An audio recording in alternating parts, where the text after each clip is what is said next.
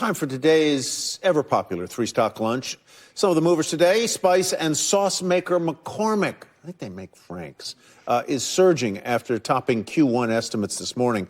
Walgreens also popping on an earnings beat despite slowing demand for COVID tests and vaccines. And Lulu Lemon set to report fourth quarter results after the bell today. Here to help us trade them all, Lee Munson, Chief Investment Officer at Portfolio Wealth Advisors. Lee, let's start with McCormick. McCormick, this is Cholula.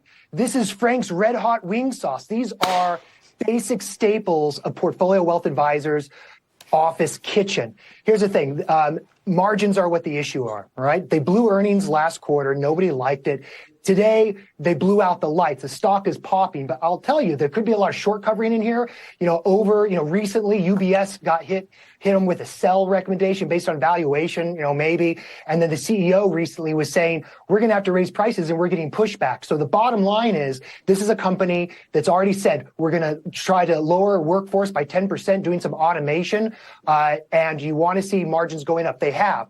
They bottomed out about 34% last year. They're up about 36%. This is a story about seeing those margins at 36% go back up to 40. A great stock going into recession. I can't get enough of that stuff.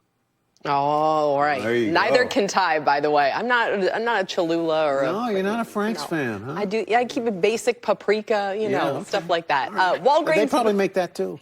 They make a version. Yeah. What about Walgreens, Lee? Walgreens is a different type of play. This isn't a recession play. This is a problem. The stock has two issues. That's it. The first issue is that they got Boots over across the pond. They need to divest Boots. A lot of investors are waiting for when that's going to happen and how they're going to redeploy that capital. I'd like to see them sell Boots and redeploy the capital in primary care. So the core growth of Walgreens, because remember, your COVID gravy train is over. They're still having problems with staffing, and you have a structural issue with not enough pharmacists, and they're having to innovate, not just to cut costs, just to get the pills filled. So I would want to wait and see. I want to hang back. I don't want to buy it here. If you want to hold it, great. But you got to believe that the primary care segment is going to be a huge, strong grower in the future. Right now, they've done acquisitions, but if primary care doesn't continue growing, this stock is moribund, in my opinion.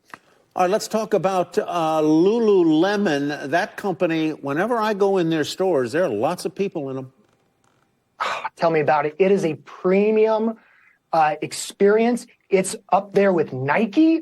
They had some, like Nike last quarter, they were plus 20% in same-store sales. So here's the deal. You're never going to get this great, company cheap. So like a Nike or like a Starbucks, you want to buy it when they implode.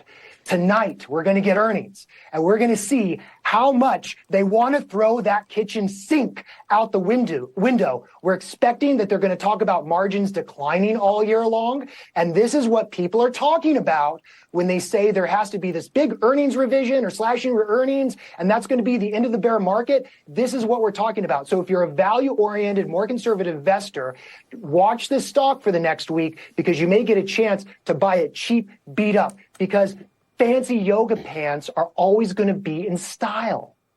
Someone just asked me why Ryan Seacrest was trading stocks with us. Oh, yeah. Oh, really? It's a compliment. Thank you. Lee, thank you. Lee Munson.